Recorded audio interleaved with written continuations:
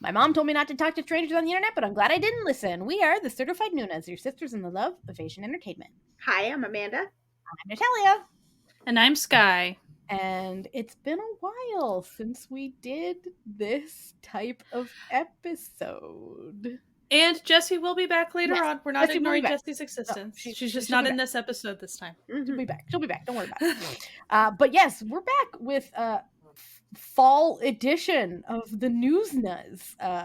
It's been since July since we did a Newsnas.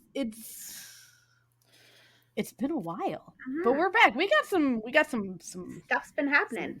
Hot news, some hot goss. We will not be covering everything that has happened. Oh hell no, we'll be covering a mere fraction of just stories that we found interesting. But before we get started, we would be remiss if we did not mention the Itaewon incident on Halloween that so many people died and were injured at, and how awful it was. We're not going to talk more about it because we are not a news organization nor experts on.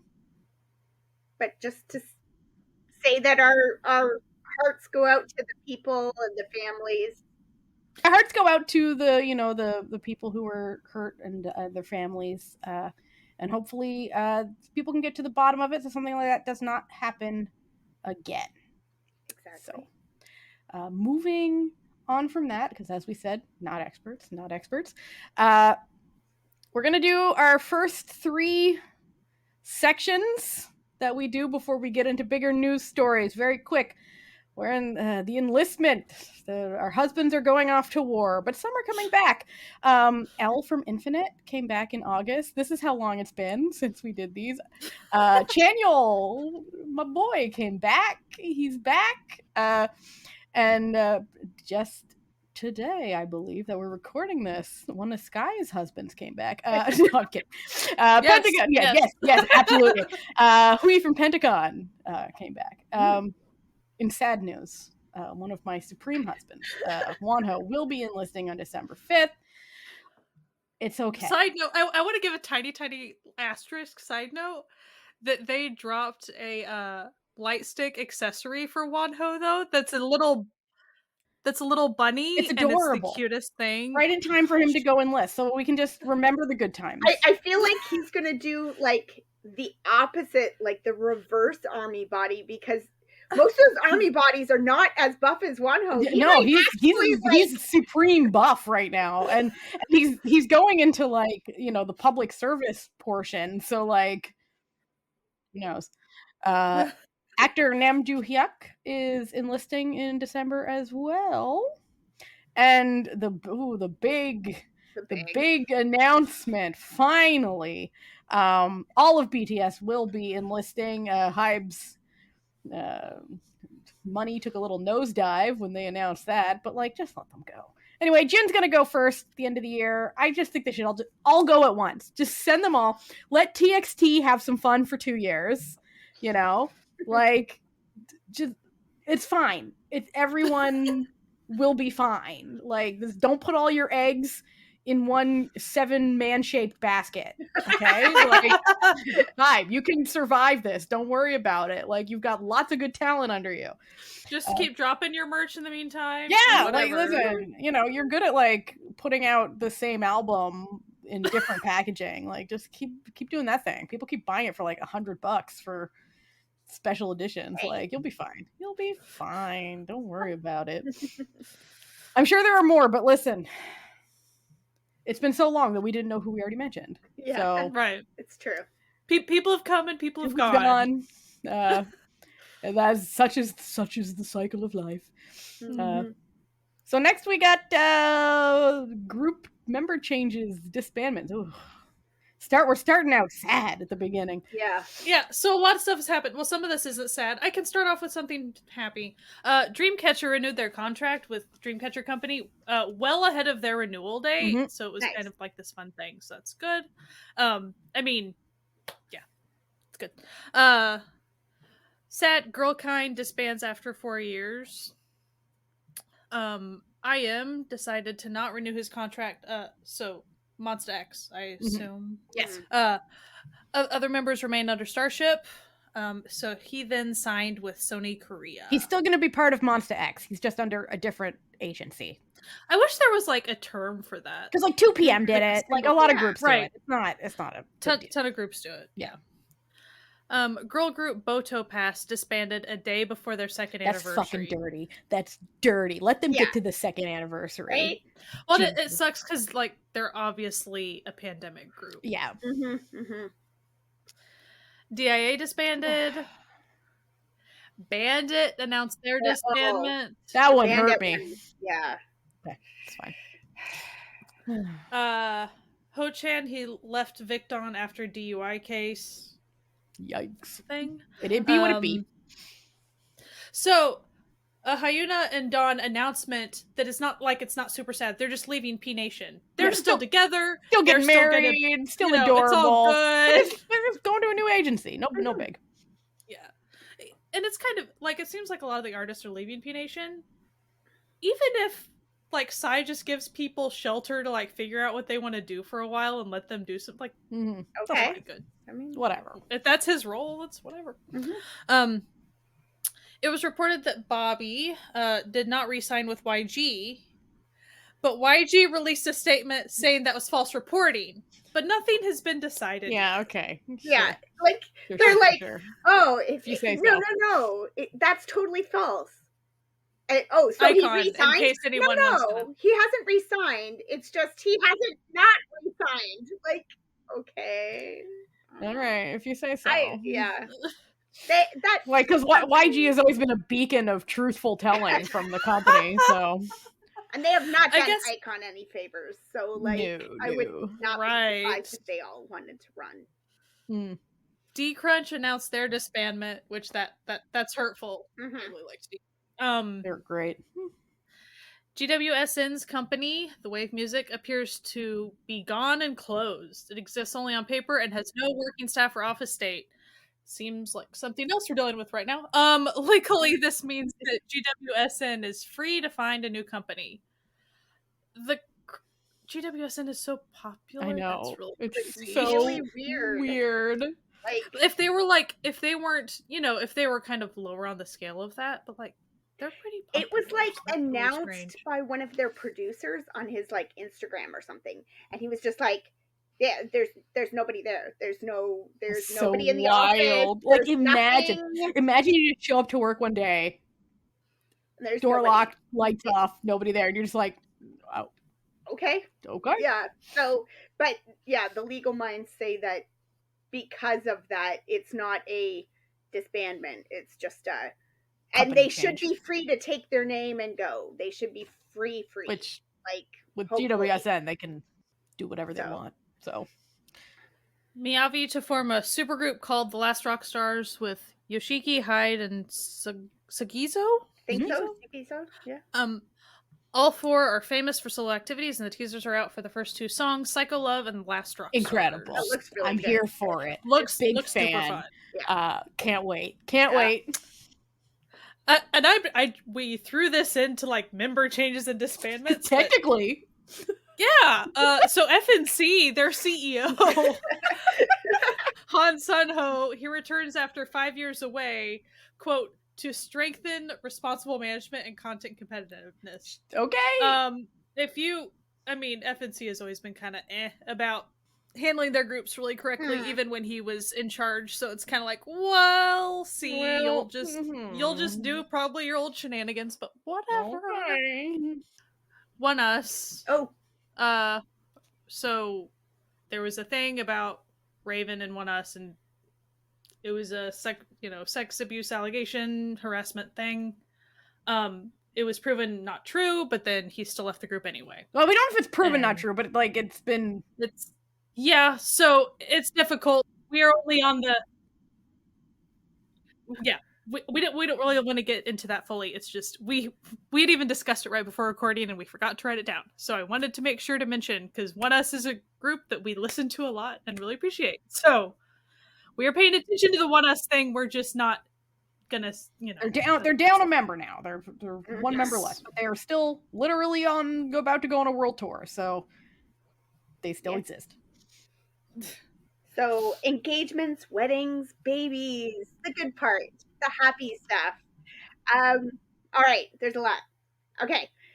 Actors Gong Hyo Jin and singer Kevin O got married on October 11th. So cute. Their pictures were adorable. They got married in New York. Lovely. Happy for them.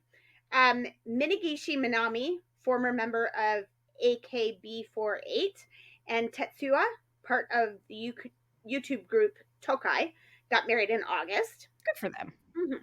Rapper Nuxel married his girlfriend of 2 years in September. Love to see it. It is reported that Luhan married his longtime girlfriend recently. However, her father has come out and said that it's not true. What I like about this is like the actor, like Luhan and his girlfriend, who's an actress, they haven't said it's not true. It kind of feels like a dad in denial. The dad, and there was something to do with, I didn't see all the details, but something to do with like Luhan hadn't paid the bride price yet, so like dad wasn't accepting the fact that like they haven't had a ceremony. They're planning a ceremony for next year, but they went down to the courthouse and signed the documents. They're on each other's passport. They're official, but dad's like, nah. Sounds like dad's in denial, friends. Whatever. Former Rainbow member Go Wuri married her non-celebrity boyfriend in October. Oh, how fun. Let me just see if there's any more. Oh, Ma Dong-suk and Ye Jung-hwa, they revealed that they got married last year. Like that was below the radar for everyone. Like, oh yeah, and also I got married and we're happy and okay, good for you. Like wonderful. Nam Gung-min and Jin Ah-rum got married in October as well. Beautiful pictures. My mom was so sad to hear that. She's recently fallen in love with him too. So good for them. Very happy for them. Loco announced that he is getting married. He's been dating this woman since he got out of the army. She was an old friend that he reconnected with, and like I love that for him. Yeah. So good for them.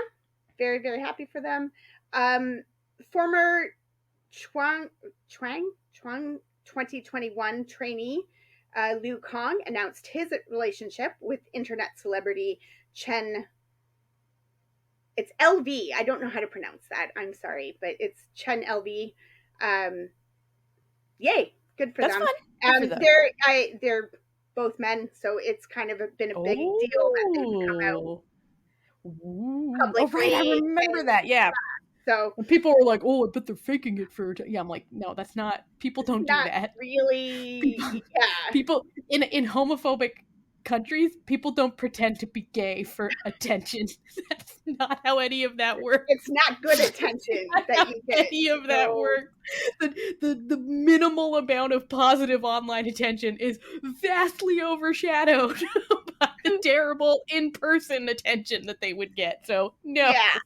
So and Astros Rocky, there was sort of a announcement. Well, I'll talk about that later after you talk about children. I was doing relationships, so Sky will fill us in later.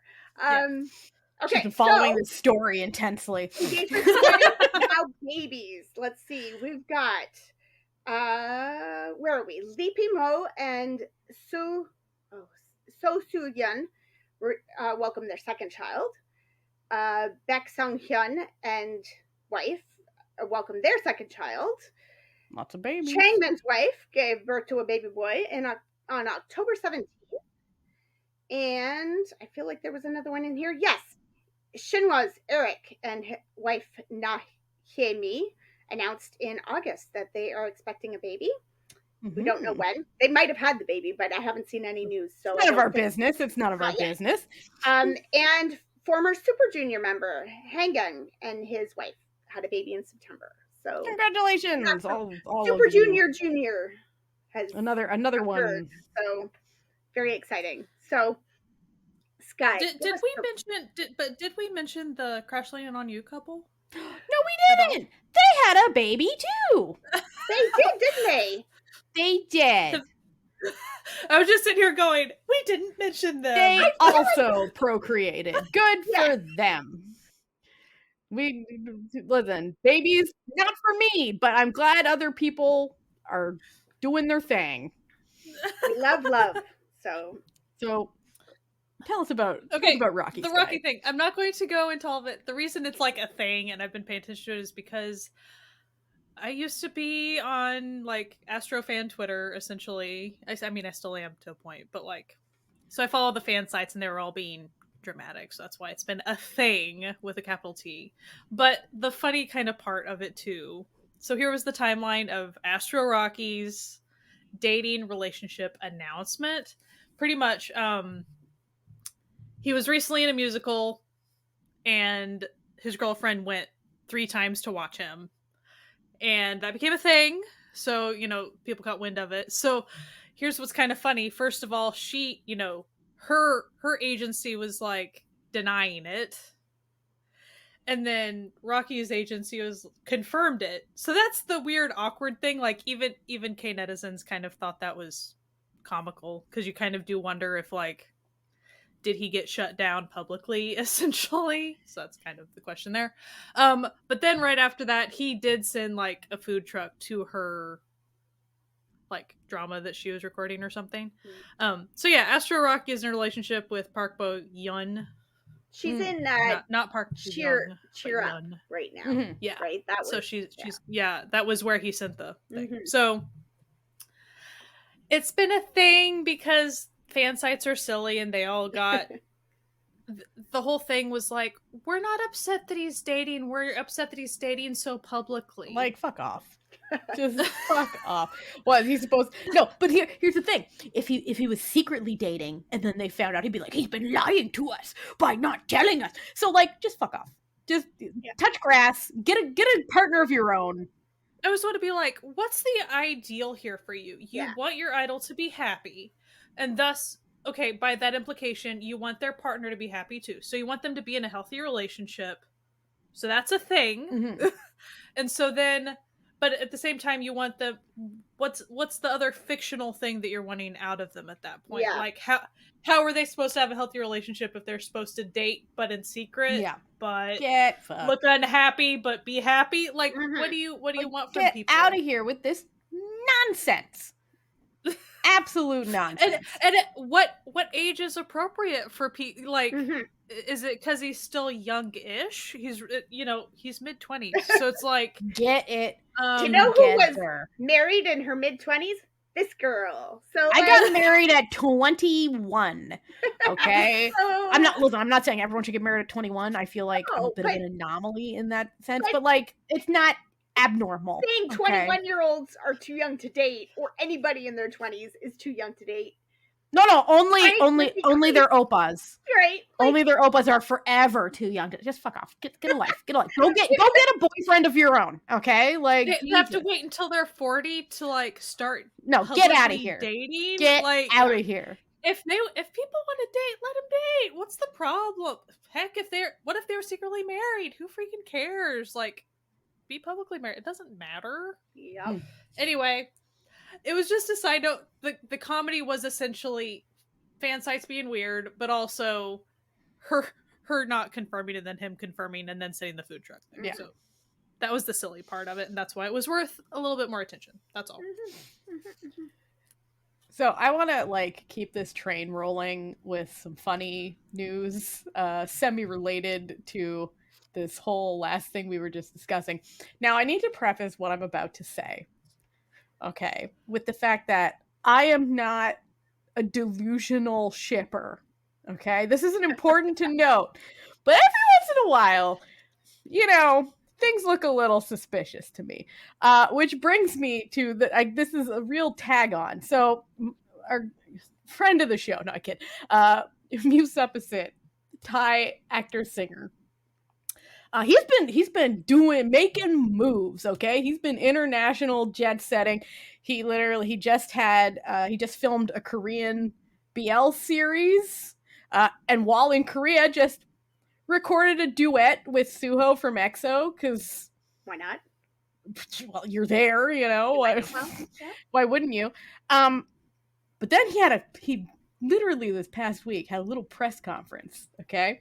And in this press conference, he was asked about like, oh, like, you know, haha, dating life. Hee hee, do you have one? Like just a little. And listen, when you're at these press conferences and someone asks this question, the expected answer is like, oh no, like, oh, you know me, I'm dating my fans. Hee hee hee. No, this man was like, oh yeah, I'm 100% dating someone. I'm not going to tell you who it is or give you any incidents because I don't know if they're ready to like, you know, be public, tell people and be comfortable with the fact that they're, you know, but I'm like, I really like, I love this person. I want to get married to them.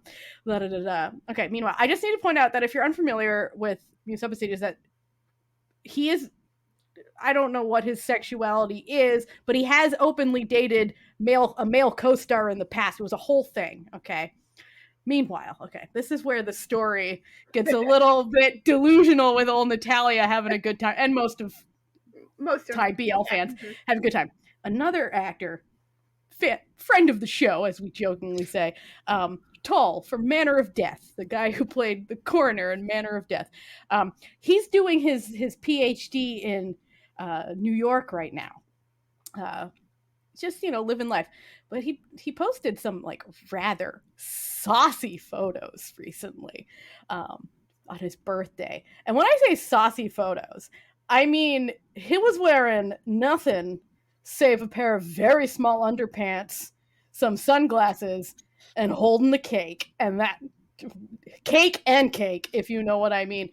And the little photo credit was one Musabasidi who's been visiting New York several times in the past while. So the speculation, there's been a lot of really fun, like, welcome home cheater memes, like with mags and stuff. It's been very fun.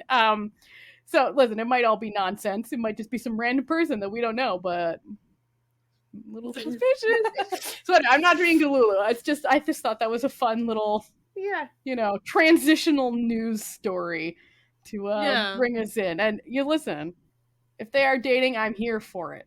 Okay, I'm a big fan of this. Amen. If not, well, good for him for having a partner that he's in love with. You know, good for them. Good for them. Good for whoever. Thumbs up. So I will be monitoring this story very closely. Sky, what is a piece of news that you're interested in? I see that EXID secured the trademark for their name, and the members are now running their own group like a company. So, Queens, good for them. That's awesome. Good for them. I love it. That's great. I love to see a girl group existing for so long and thriving. Yes, love it. Yes, definitely. And I hope that they like continue to. I think more groups should do this. Yeah, like especially ones who are getting jerked around by their companies. I wish this stuff was just a part of the contract to begin with, like as far as an end game in. Like an end game in mind for if the group still exists at, you know, the end of their contract. Like look at, you know, Highlight, for example. Like they got absolutely screwed over when they didn't want to re-sign, and they had that was not their original name. No, they had to like change their name and sue for the rights to play their own music. It's wild. After they've already given, you know, however many years of their life, however much money, because they were very popular. You know, they're still popular, but they were very popular before they enlisted. Like, so get it together. And I mean, this is not a problem just in K-pop. Like, we've seen it more recently with, like, Taylor Swift had a problem getting her music, and like back in the day, like Prince had the same kind of problems. Like, music industry can be really predatory and sucky. Yeah. So, like, just let musicians own their art and, like, do their thing. Oh, one thing I do want to mention to harken back, because we were saying YG isn't very trustworthy. YG is on trial for perverting justice in the case of covering up an idol. Not the company, the actual man YG. And listen, on my tablet and my computer, I have a sticker that says, I hope everyone has a good day except YG. And I still mean that. I mean it even more today than the day I made that sticker. Prosecution asked for 3 years in jail. Yes. Lock him up. Okay. So I was just throwing that in there because it kind of harkened back to, we had mentioned earlier, but it didn't make sense with the section that we were in. But like literally, that is the least of what he should be locked up for. Like, there's a lot of shit he should be locked up for. Speaking of predatory practices within K-pop. Something sort of lighter and sillier. A few months back, actor Lee Do-hyun, his IG got hacked, and all of his pictures were erased, and just a picture of a gray rat was uploaded, and people were like, think maybe this has been hacked. And yeah, he was hacked. He was locked out of all of his SNS. And the comments from the hacker were like, no, I'm not malicious. I just think that whoever manages this account should have better passwords and maybe pay attention to it more. I've been here for like 12 hours and they haven't done anything. It's like, and they were just kept commenting to the fans who were commenting on it. They were like, send a DM to them if that's the case. And I'm like, send them an email. Jesus. I mean, it's back. It's full of pictures of Lee Do-hyun's lovely face again. So it was just a wild 24 hours or so that it was just fun. Weird. Put better passwords on your stuff, guys. Continuing Crime Watch. Okay, this one's a pretty wild story, and I need to preface it by saying the actor did nothing wrong. So don't get worried when I mention a name in a second. So, another friend of the show, Lee Sung-gi. Yeah, friend of the show. We did Lee 2 episodes on this. Friend of the show, Lee Sung-gi, is basically fed up with his company. So recently, the company that manages him, Hook Entertainment, was raided by the police. But they're like, no, we didn't do anything. This is all a big misunderstanding. And then Lee Sung-gi was like, I don't actually think this is a misunderstanding. I want to see your books. Specifically, I want to see your books for a statement of how you're using the money I make to pay my staff. Because I don't think they're being paid what you tell me they're being paid. And I think you're embezzling money from me. So he has demanded basically a forensic accounting of how much his staff is being paid. So by staff, I mean makeup artists, stylists, his manager, his bodyguard, his housekeeper, all of this, because they're all paid for through the agency, which is paid because he makes a lot of money. So basically, he's very concerned that the people who help him do his job are getting screwed over by his company, and is like, no, I'm going to take this incredibly seriously, and I'm going to make sure that the people who work with me are being compensated fairly. So you love it's crazy to that, see it. It's crazy that if the case is, I mean, even if he was, I'm sure there was reason for him to be concerned about this and stuff. Yeah. He's a very, very smart, genius level smart he's person. not a dummy. Okay, so to where what I wanted to say was, why on earth would you think you could screw over Lee Sung-gi's people? He is not the type of person to not catch on to that or whatever.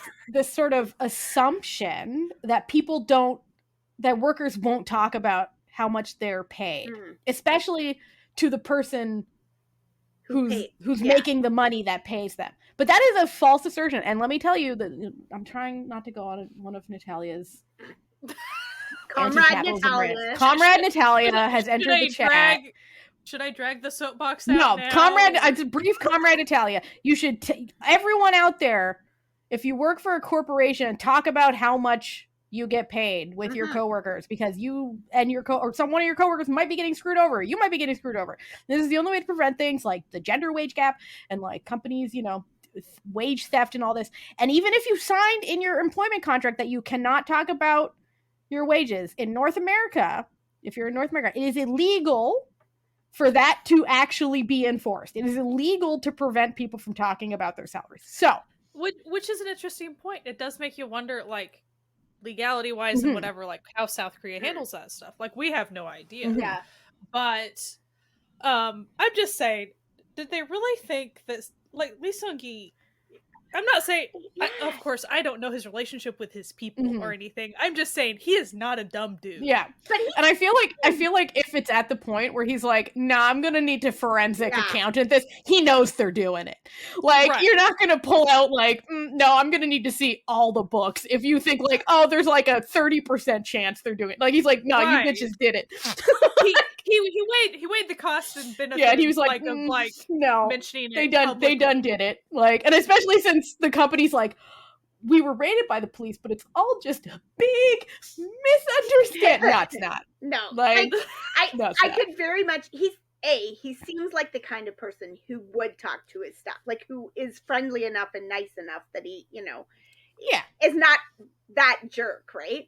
But like, it feels like somebody said something and he thought, hang on, wait, what? Like that right?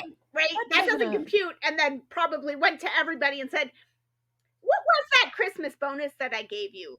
And they all, gave said, what Christmas bonus? Yeah. And like, okay. Interesting. We got a problem here. So anyway, Sky, what's another piece of news? Here's one that would be quite the topic. So JYP Entertainment has announced, and they announced this, I think, back in August. And I'm gonna be honest with you, I haven't been buying many albums at all, much less I haven't gotten my mitts on any JYP in the last bit for sure. But they had announced that at some point they will quote unquote no longer release physical albums. So I wanted to talk about this a little bit.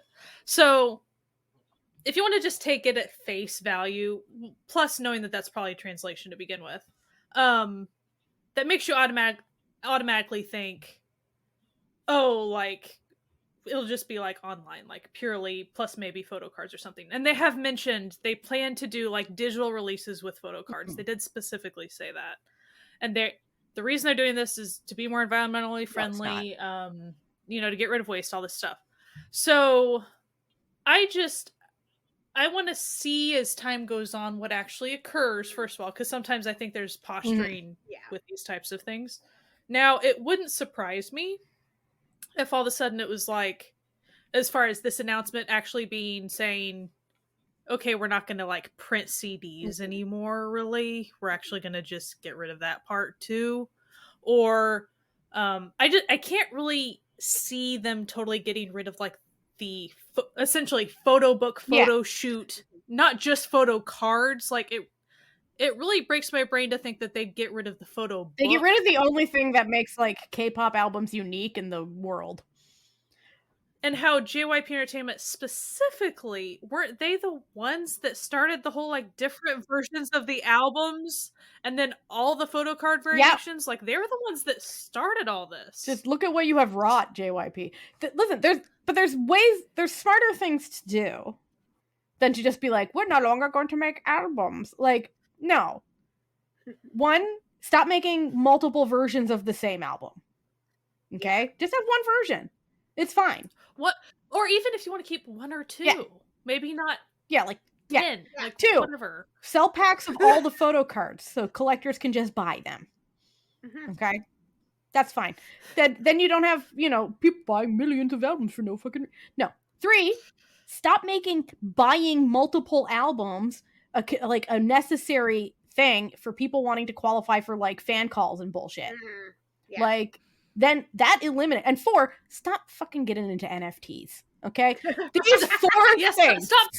Stop tying NFTs to those. These 4 things will do a lot for your environmental impact. It's like, we want to be more environmentally friendly, so we're not going to print CDs that last forever. Instead, we're going to burn down rainforests with NFT versions. What? Like, here, another idea. Print all of your albums on recycled materials. There you go. Here's another option. Or honestly, maybe get rid of the CDs. Like, really, if you want to do a survey and you figure out that all the K-pop fans like aren't touching the actual CD, and they want, even if they're slightly skinnier photo books, but still do the photo, like, whatever the crap. That's what I'm in it for. There's lots of options here. Like, I'm in it for photo books, okay? And like, we like photo books of certain concepts. That's the whole point. An album for some fans. That is what we're going like for. So maybe, you know, instead of being like, we're gonna screw over all the fans, maybe just stop being excessive and ridiculous. Like, there's no reason you have to have 10 versions of an album. No. And I want to do a side note, something that I know that our friend Katie, so this is not a JYP group. I can almost guarantee it wasn't a JYP group, but there are a couple of groups that she was getting albums of, and it was a version thing. She was wanting a certain version because of the concept, right?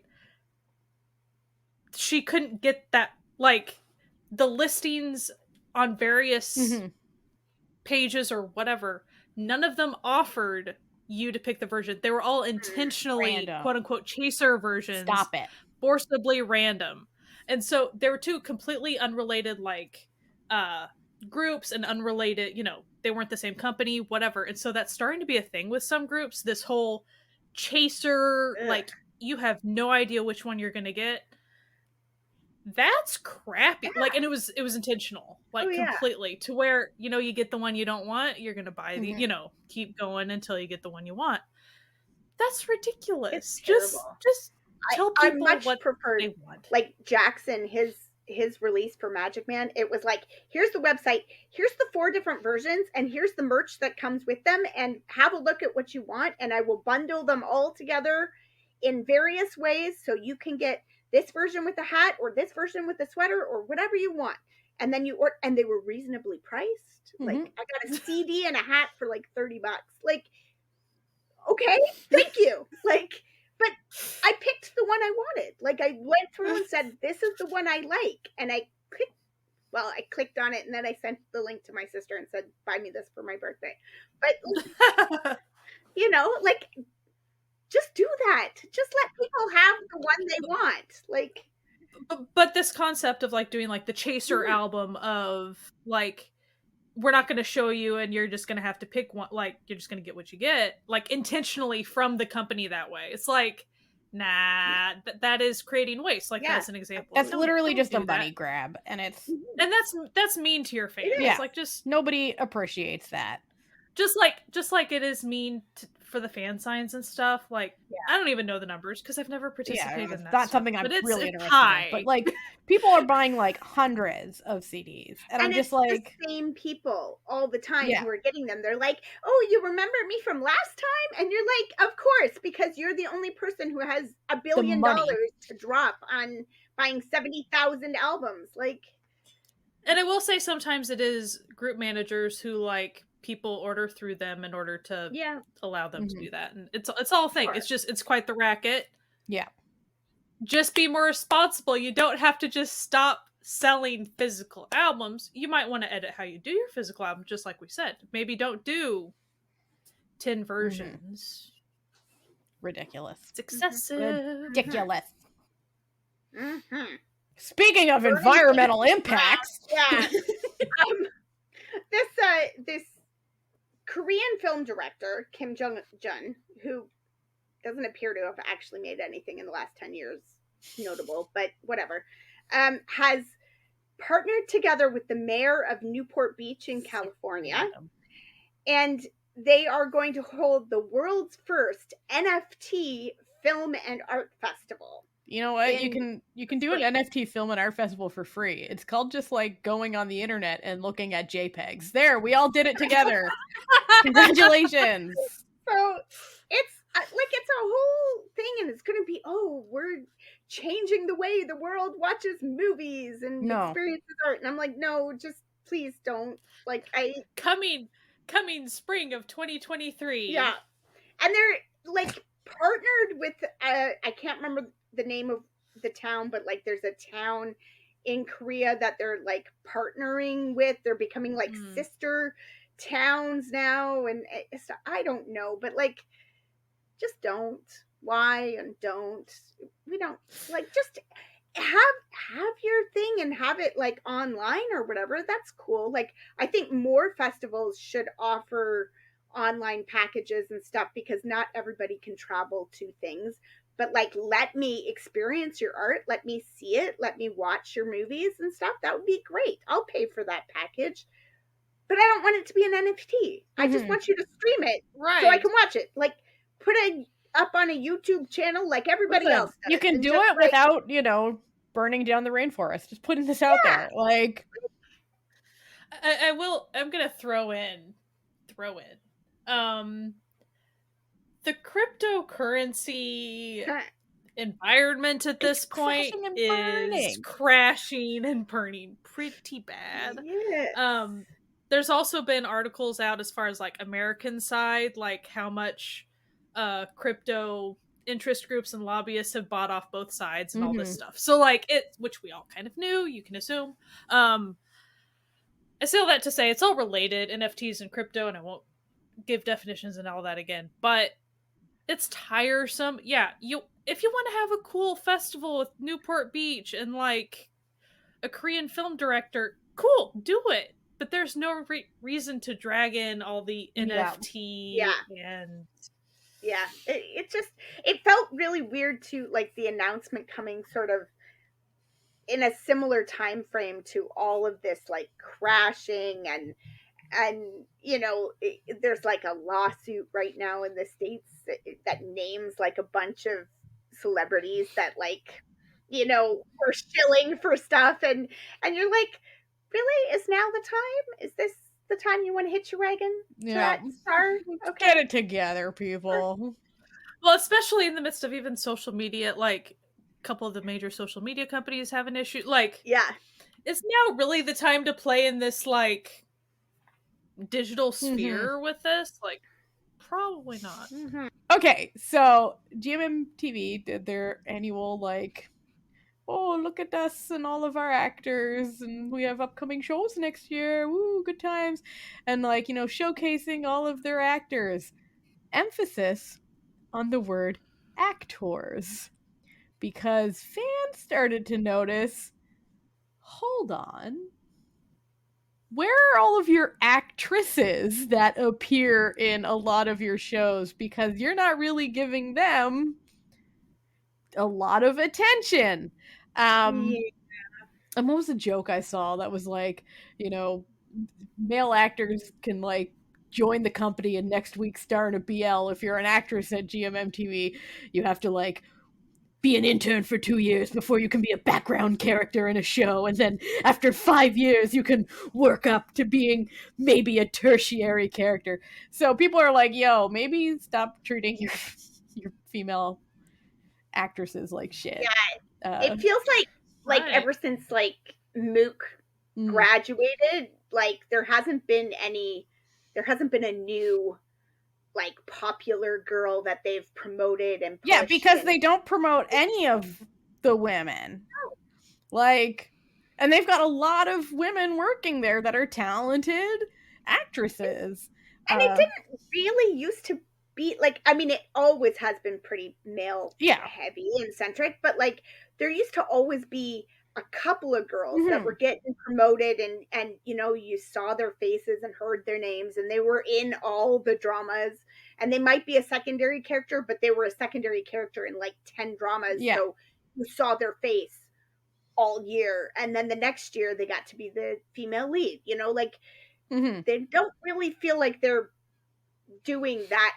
Like, listen, we get it. You like Chris, okay? We understand, all right? But enough is enough. Chris is like 30 years old. Like, he's too old to put in a high school uniform, okay? But they try. But they try. And it's like if you can't be this like blatantly sexist without people calling you out on it, and that is what's happening. And it's good that this is happening because this is what should be happening. People be like, hey. Also, maybe this will help them to remember that, you can have lady characters in BL shows that aren't just harpies and people who don't know what gay people are. And then weird fetishist fujoshis. There is another option. You can have cool, normal female characters. The best friend could be listen, there could be a lady engineer. What? No. There could be a lovely lesbian couple that are just friends with the rest of the... You can do it. It's possible. We believe in you, G-Man. We love your content, okay? we want to support, the dream, as it were. And our dream, is to have compelling female characters in boys love dramas. Is that such a crime? And have BLs if they ever please give us the lady love, okay? We're simple people. I feel like we're not asking that much. No. It's not hard. I feel like these are easy things to do. Considering that people who bring life into the world are getting ignored. That's and we make up half the world's population. Like, we're not saying that you need to make the main character of a BL a woman, because that doesn't really make sense. But does it have to be a total sausage fest? Every single show. Almost any of these scripts, you could pull the boys and drop girls in and make it, a girl's love. Like, just do it. Also, in any of these shows, even if you want to keep it a BL, because I get it. Yeah. You gotta make that cash. You gotta put that Oishi ad somewhere. I understand. But, we're presented in most of these shows with, you got the main dude, and then you've got the main dude's posse of all dudes. But hear us out.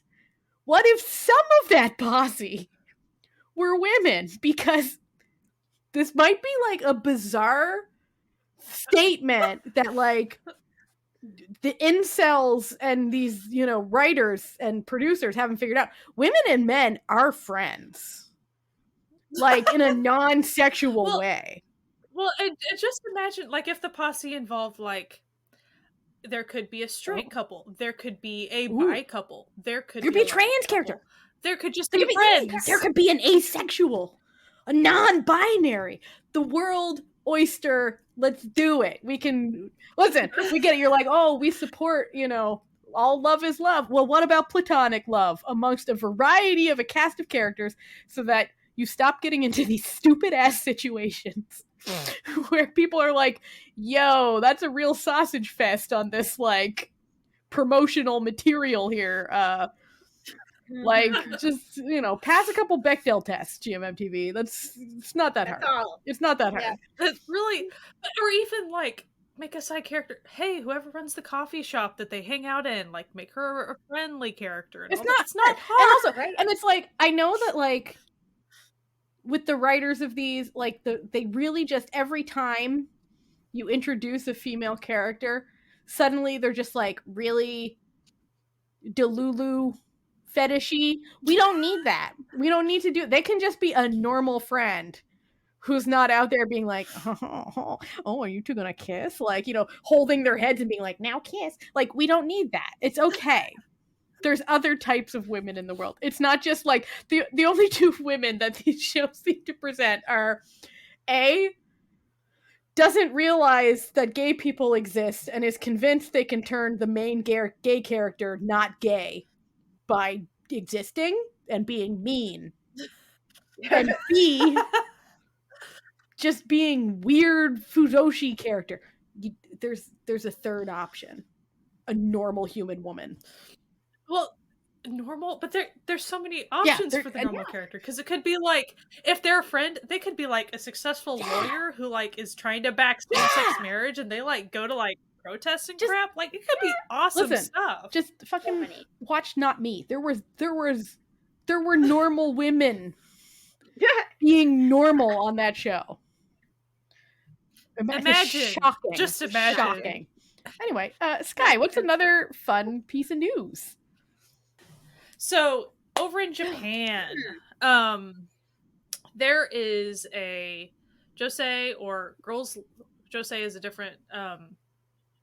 Josei is kind of for like older women, adult, rather than not adult teenage women, adult women. And it's also a GL title. I wanted to make sure to not conflate the two, because they are separate in a way. Most GL are josei, but not all josei are GL. The Venn diagram overlap. There's a manga titled She Loves to Cook and She Loves to Eat. So 2 female lead characters. The author Sakomi Yuzaki, she has launched a charity project for legalizing same-sex marriage in Japan. So she wants to raise funds to put towards that. And so here's she sounds like a really like awesome, and she's doing like tote bags and buttons, like doing these really cute like products with her characters on them, with like their particular pride flag, depending on what they are on the spectrum. But there's a really neat quote by her, so I was just going to read it because I thought it was pretty cool. I've always found it mystifying that in this country, where exists so many girls' love and boys' love works about homosexual relationships, still does not legally recognize same-sex marriage. For all the freedom we receive to depict sexual minorities in fiction, their rights are restricted in reality. I want people who enjoy this story to be aware of that situation. As someone who draws homosexual love, I propose this She Loves to Cook and She Loves to Eat charity project out of my desire to help somehow. You can love who you want and be who you want. I want this society to be a place where anyone can choose the future they want. Will you take this step towards that reality with me? She sounds great. Mm-hmm. So yeah, that news, of course, is spread internationally, thus we found it. But it's really cool to take a stand like that. Yeah. And, I mean, of course, it's a very logical step. I'm not saying, oh, how brave, but I'm saying, good. Yeah, like, the more people who take a stand like that, openly and loudly, the closer you move towards making that a reality. Well, and I think a lot of the time that these authors are seen as just being in it for the money. Like, not really supporting gay rights, just knowing where the cash comes from. So they follow that. So, like, it feels like she's putting her money where her mouth is, right? Yeah. Like, she's not just saying, I'm willing to benefit from this. She wants to help benefit others. Yeah. I thought it was really, really cool. Plus, it looks like a super cute manga. Like, looks really, really cute. Essentially, the whole concept is, like, the one main character loves to cook, but lives by herself and doesn't really have any friends to, like, eat all this food that she makes. And then she notices that her neighbor next door is really good at just eating a lot and loves food. And so invites her over, and they just start always having dinner together. Right. And they just start this friendship, and that's how it all starts. And so that sounds cute. Just seems really cute. We love a good domestic relationship story. Like, it's just sweet. So that sounds very cute. Sort of following up on the, concept of things that are not, fully accepted, and social norms and all that sort of stuff. There's been a lot of stuff going on in Korea right now with regards to like being xenophobic or racist or not, there's been a lot of, there's always been issues, but it feels like it's coming a bit more to the forefront, and more companies are trying, or at least vocalizing that they're going to try to be more sensitive. Recently, the television series Little Women was actually pulled from Netflix Vietnam for some of its portrayals of Vietnamese culture and the Vietnamese War.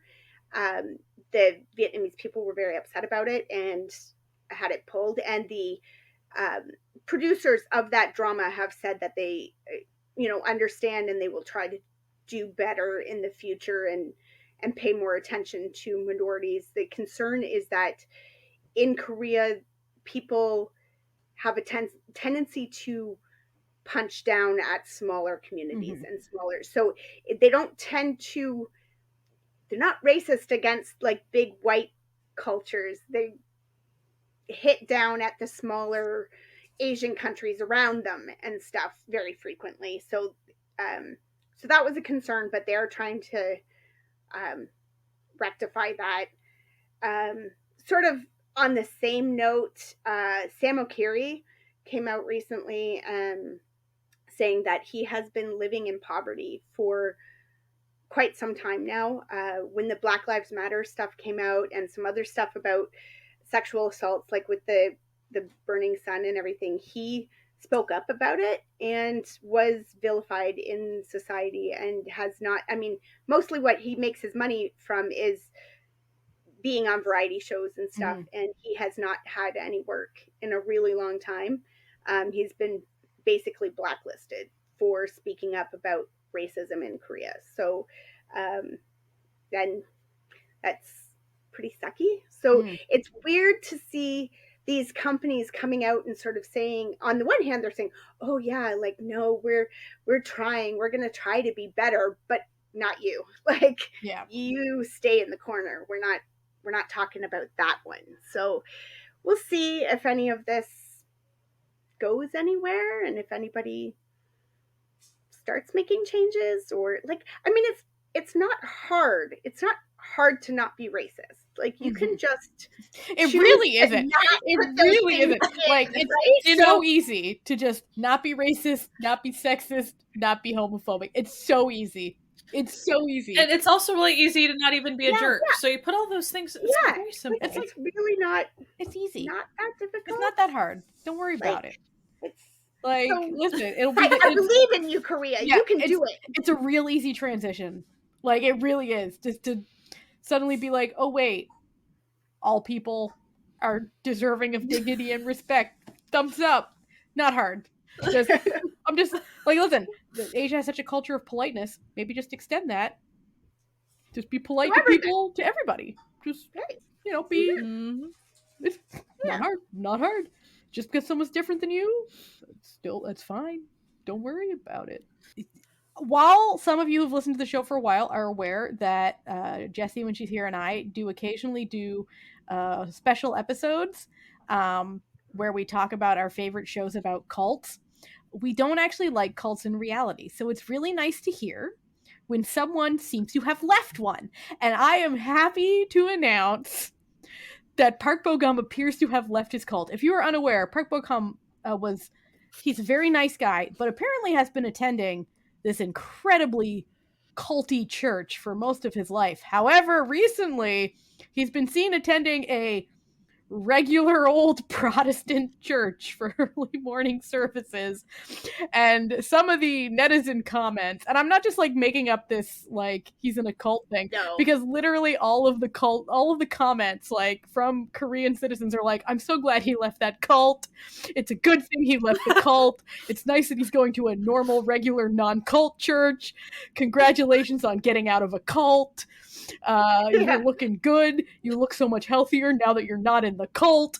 Like, like everyone knew he was in the cult. It sounds like what happened was he went in to do his military service and he didn't attend a cult.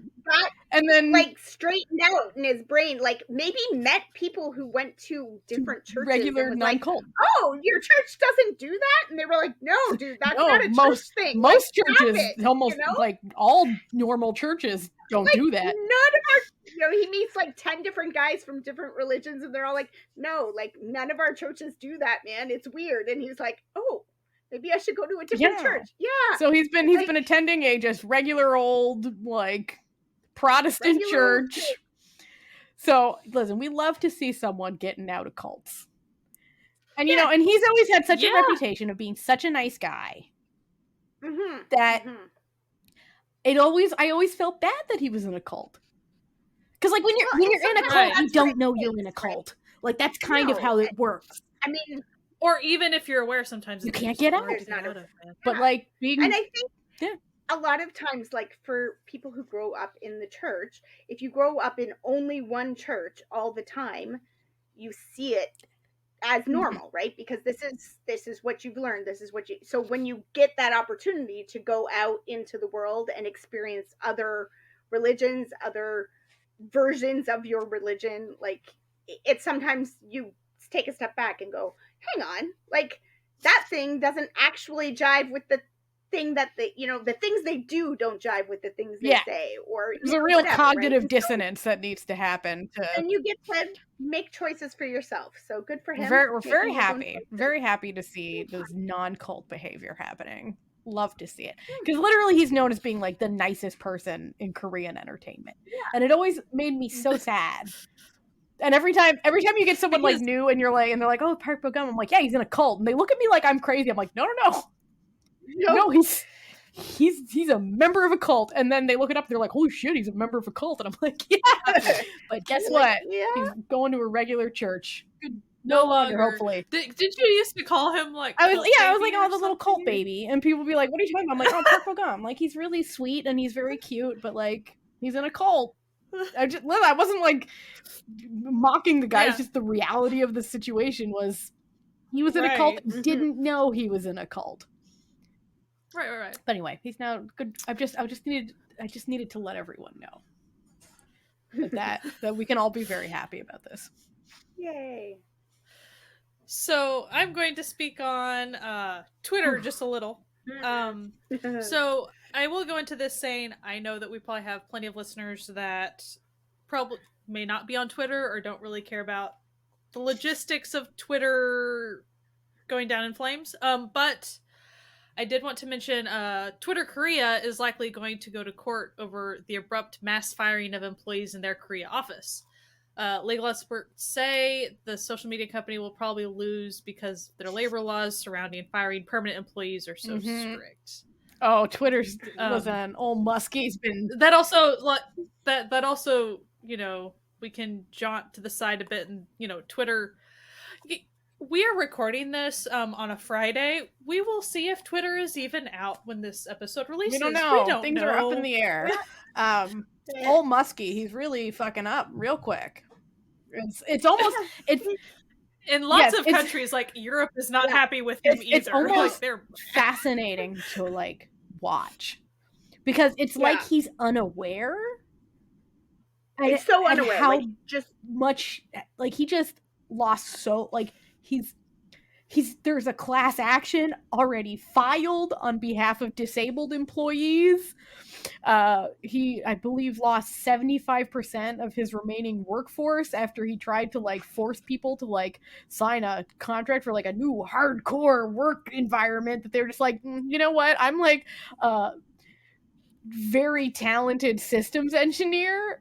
I can literally go work at any tech company. Anywhere. I don't need to work for you, Twitter. He like, it's wild. He like the thing with Korea, like he the email that they sent out saying like tomorrow everyone's gonna get an email and either you're fired or you're not. Yay! You can't do that. That's not like, how labor laws work. All the Korean people were like, all the lawyers were like, oh, we're gonna be working because like you can't write things like that because in Korea that means unfair dismissal. Like and also like when he bought the company, he like signed stipulations that if he did have layoffs, like everyone laid off would be required that he had to give them like a certain amount of severance. He hasn't done any of that. And they also had to have like a time, like, like there had to be like a certain amount of like time leading up to like, because of the contract that they had with the company and the contracts that he signed when buying the company. Didn't do that. So like he's fucked. Like legally speaking, he fucked. The guy said, in Europe he's in trouble because like European laws, when you report a tweet or something, it always tells you like in Germany right? Yeah. Because Germany has such strict laws about this stuff, and like he fired basically all of his overseeing like committees, and like you can't function in the EU online without having committees that overlook harassment and stuff. Like you can't, it's illegal. So like Twitter is operating illegally in Europe. Like it's mind-boggling. The man did not look at any laws anywhere before doing anything. It's insane. So if you're curious as to like why we seem so invested in this, we live there. Just in case you don't know, we met on Twitter. It's where we started as a podcast. It's also just where the four of us, that is our main social media, and that's the drama community that we are involved in, the K-pop community, and all this stuff. So that is where we have made our social media home for years now. We've been going 4 years at our podcast, and years before that, Jesse's been on Twitter for like an eternity. Yeah, I've been on Twitter since I was in my undergrad.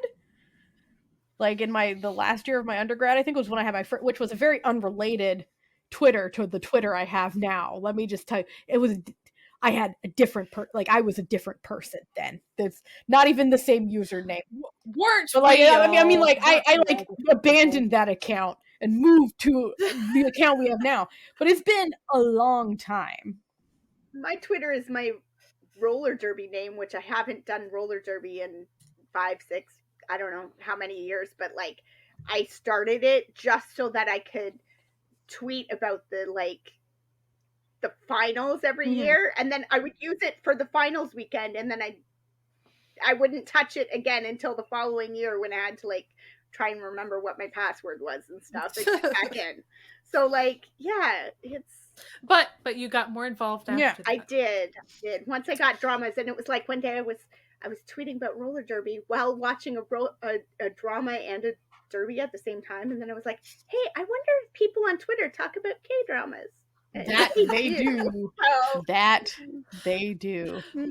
So we have a vested interest. We've been watching the flames on our burning ship currently. That's what we've been up to in general. It has been amusing. I mean, it's been terrifying, but also like very hilarious. There's some really good comedy gold coming out of this all the time. There's a lot of really good jokes, but side note too to the comedy, like there's some very serious because for disabled people and activists and small towns and even just warning systems just for like fire protection or a hurricane or whatever. So like if you put everything as far as the utility of Twitter for just the normal person or the person that needs to have more connectivity to other people, huge deal. And then also as far as a record of history of rights and wrongs of humanity over the past 15, like it's all a really big deal.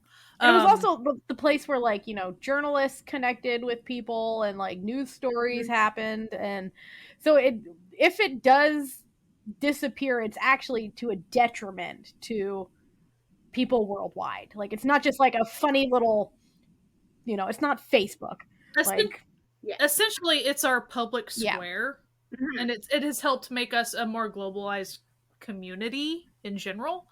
But it's a public square that sadly is on a private server is the problem. And that's why we're in the predicament we're in. So we say all that to say we hope Twitter's still around when this gets released. We hope it continues to stay around. Yeah, and we shall see. Even South Korea with their workforce, their Twitter workforce, they're dealing with the repercussions of the chaos. To quote, Philadelphia, he fucked around, he found out. It's basically what's happening to Elon Musk right now as we speak. So many court cases coming this way. Couldn't happen to a better person. To a more, I hope he has the week he deserves. Is all I have to say. That's the bright part of all of it, right? Yeah. Sort of along the same lines, and this is maybe not exactly Hallyu related, except for that it is, because anybody who is into K-pop and has tried to go to a concert knows the pain that is Ticketmaster, and it's like just absolute crap. Like the fact that Ticketmaster withholds half of the tickets so that they can scalp them themselves, and like it's nonsense. It's such garbage, and we've all been complaining about it for years. And in the past year, they pissed off the army. Like BTS got there was nonsense, and army got all pissed off, but like nobody took army seriously because whatever, they don't, and nobody ever takes the K-pop kids seriously when we complain about it. But they pissed off the Swifties, and now things are getting done. So thank you. Taylor Swift, they were selling tickets to her concert this week.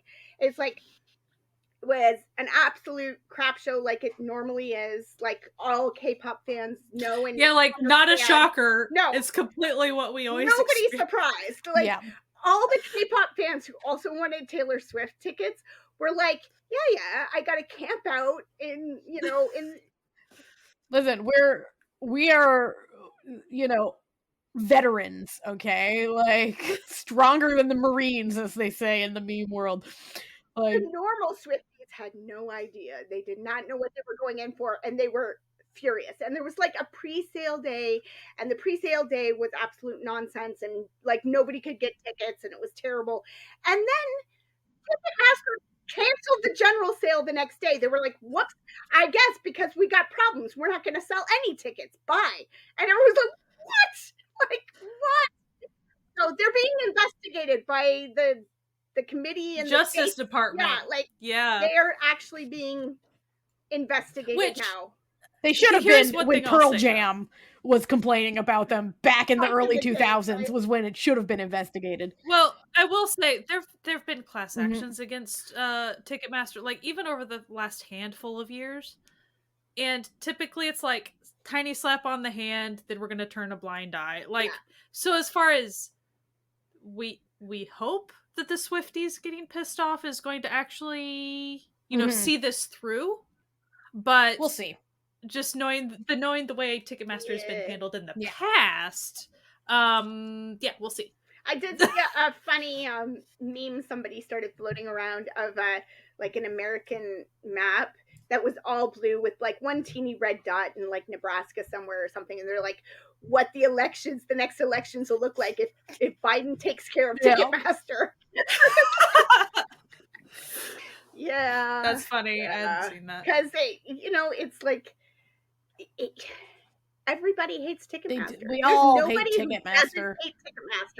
Well, that's the thing. So if you get like the Swifties, and then like if you got all the emo kids, and then you put those together with the K-pop kids, like that's a pretty big. Beyonce's about to have a tour. So, like put the Beehive on there. If you go kick the Hive, you're gonna be in a world of hurt. Like, if everybody could just combine, if all the music lovers combined for the forces of good, we can take Ticketmaster down. That would be great. And it would be a good thing. So yeah. So as our final news story of the night, and we left this one to last because I feel like it's, something that we all feel pretty strongly about and is incredibly important. We wanted to talk to people about the Omega X situation. If you're just if you just listen to us because you love dramas, you may be unaware of what is going on with Omega X. So Omega X is a K-pop group that is formed primarily of members who were part of other groups that disbanded or like never took off, or like that sort of thing. And then they were assembled within a competition show. Yeah. And so their whole thing was like, oh, this is our last chance to like live our dreams, yada yada yada. So they recently had a world tour. The last stop on their world tour, a fan filmed an interaction that they were having with their CEO at the airport, where the CEO was verbally harassing them and even pushed one of the members. And then the person who filmed it was like, I think that they're being like abused and taken advantage of. Then we find out that the CEO left them and canceled their plane tickets back to Korea, and that their families had to buy them new tickets to get home. Then they got in trouble from the CEO for not showing up at the company as soon as they arrived back home. And then everyone was like, whoa, this is fucked up. Like, what the hell's going on? The company then puts out a statement being like, it's just a big misunderstanding. Everything's cool. It's all been cleared up. That CEO is leaving. They've resigned because of this. Then they find out that the CEO is the wife of the other CEO who's still there. And they're like, the group makes a Instagram account separate from their managed Instagram account that's like, we're not supposed to be making this account, but we want you to know that everything that you saw is happening and we're getting legal help and we're gonna. And there are people supporting us. Like, they didn't want the fans thinking that they were like left alone. We're alive and healthy. We're dealing with it. So they then had a press conference with their new legal team that is saying, oh no, we are suing Spire Entertainment, their company, to try to get them out of their contract so they can move Omega X somewhere else. They were physically abused. They've been sexually harassed by people at Spire Entertainment. They've been, forced to do things that they're uncomfortable with because of the threat of disbanding them was constantly held over their head. They were forced to, constantly be, subservient to the people at this company because it was like, well, we're the only ones who would give you a chance. You would be nothing without us, et cetera, et cetera. Disgusting shit. There was disgusting shit. Food being withheld from them, like they were being like forced to, work hungry all the time and stuff too. And they weren't being paid. Terrible. And then being told like, stuff. Because you're trainees, you owe us all this money. A system which I still think is bullshit. On every training is usually paid by the company. Stop it. Also, taking advantage of people who, when they started working there, were essentially children. People busting into their bedrooms, and invading their privacy. Just horrible things. The thing is, this is a huge, huge deal because, again, if you're not in the K-pop fan circles, it's possible that some people are unaware. These bad situations are actually very sadly common as far as mistreatment and awful contracts. And the problem is that often these trainees and idols, they have no way to speak up for themselves, get a lawyer. Typically the abuse just continues. It is a very difficult thing. So the fact that Omega X is even doing this and able to do this, it's obvious that their parents are stepping in to really help. You can tell that people are really supporting them. A little sort of happy tale that came of it. There's another group, Just Be, that were having their comeback press conference the same day, and it was scheduled for the same time as the Omega X one, and they said, no, we'll delay till yours is done.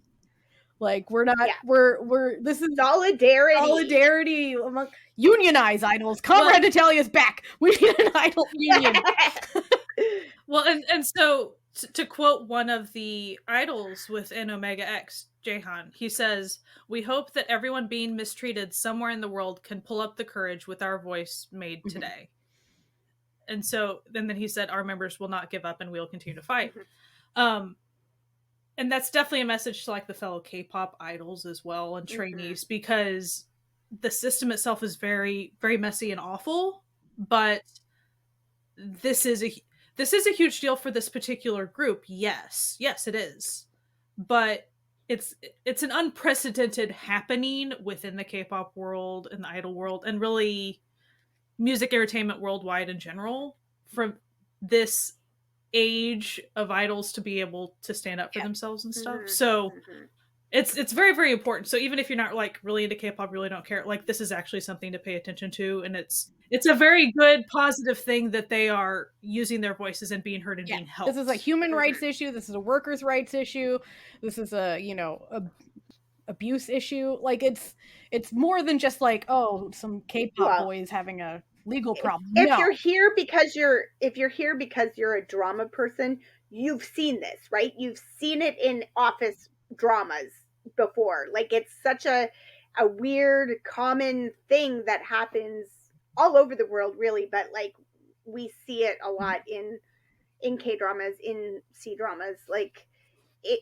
And you have to think of the K-pop idol industry as an industry. It's a business, and they treat their idols the same way employees get treated all over the world. And so it's good that they're having that opportunity, standing out. And it's good to see that this is more frequently happening with groups fighting against unjust situations. Like you look at the Rose and their whole legal thing that they were within their company. Like I think that this is going to become more common, and companies are really going to have to shape up and not commit human rights abuses towards their talent, where all their money comes from. Like, right.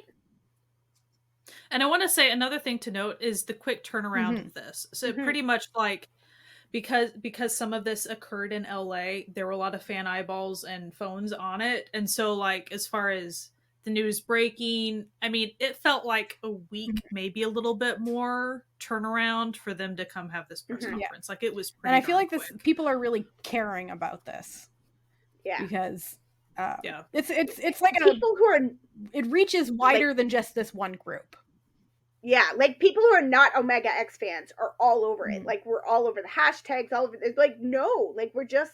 I don't even like Omega X, but I don't like that happening. Yeah, so just because I don't listen to their music doesn't mean that I want something bad to happen to these kids. Like, I don't drink Starbucks, but I want Starbucks employees to like have fair wages, to be treated well. Like, yeah.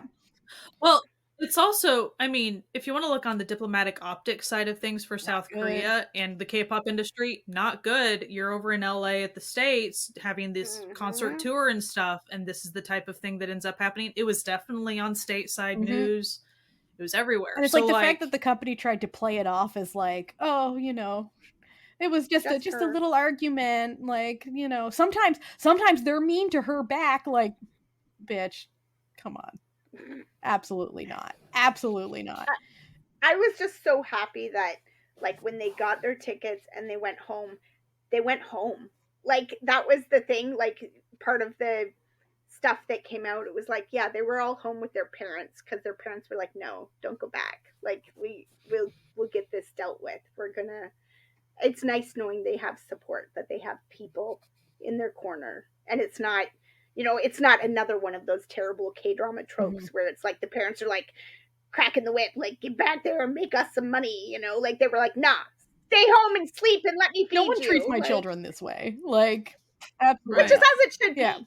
That's like always my problem when these things come out. I'm like, those are my babies. Like if you were treating my baby like that, I would not be sitting around enjoying the paycheck. Like, so like all the K-pop like Ajumas and Noonas, like it's very visceral responses. Do I know a single member from Omega X? No, but are they my babies? I'm about to fucking punch someone in the face over this. Like, absolutely. I don't even think I've ever listened to an Omega X song. I probably have. Like, you know, I always put like probably, but, like, just you know, consciously not. But I'm just like, no, absolutely not. Unacceptable. We will not be accepting any of this behavior. So anyway, we just wanted to, we thought that was really important. So before we finish up, we got, we're going to end on a bit more of a positive note. We got some real quick situations. So we got a few casting news updates for all y'all. So Eric Nam will be making an acting debut in the movie Transplant with Bill Camp, Michelle Okyung Lee, April Grace, and Adam Arkins. That's pretty fun. Very excited for that. Lee Jung-jae was cast in a Disney series, The Acolyte. It does look pretty good. Like the casting is so good on this. It looks pretty wild.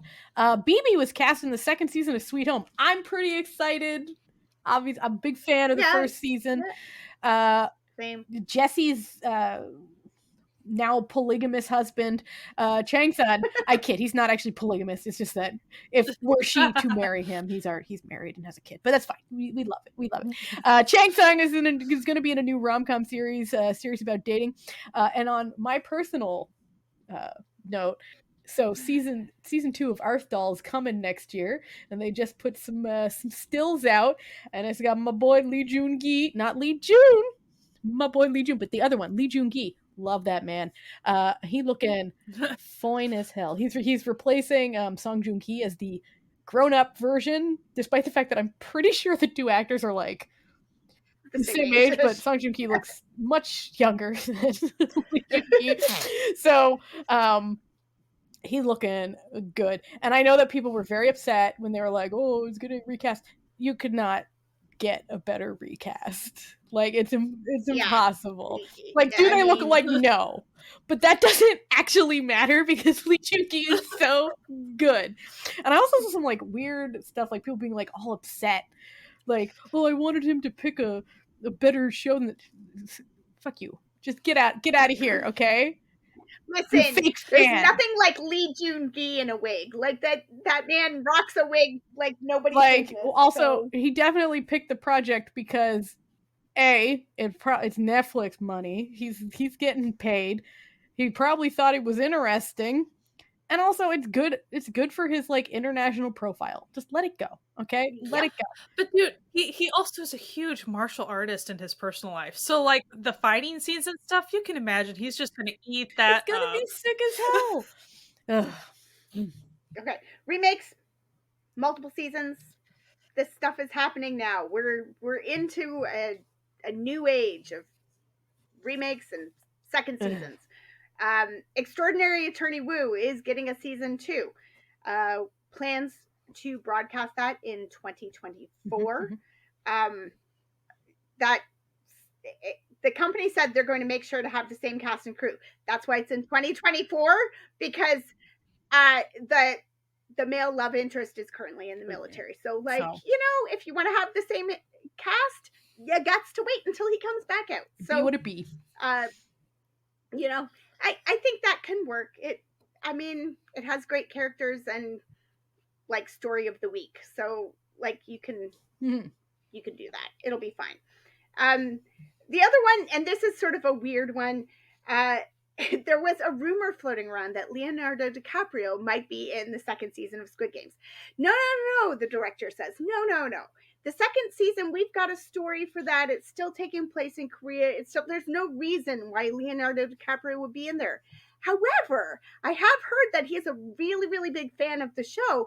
And if we make it to a third season, who knows what could happen. Listen, he could be one of the gross white dudes. Exactly. I kind of think that would be amazing. Would be if, like... Okay, keep going. Sorry. Did that just came out? It would be kind of amazing if you just had like a scene where like all the evil, rich, terrible people who were watching this and enjoying and everything were all like really famous like celebrities from all over the world. Funny. Like you just pulled in all these people who have vocally talked about what a great show it was, and you were like, hey, I have a role for you, and they all show up as themselves. Like, oh, cool. And then you're like, ew, you played a terrible human being. Teehee. Right? So I wish I could make some joke about Squid Game getting too old for him to be interested in it. But... Hey-o.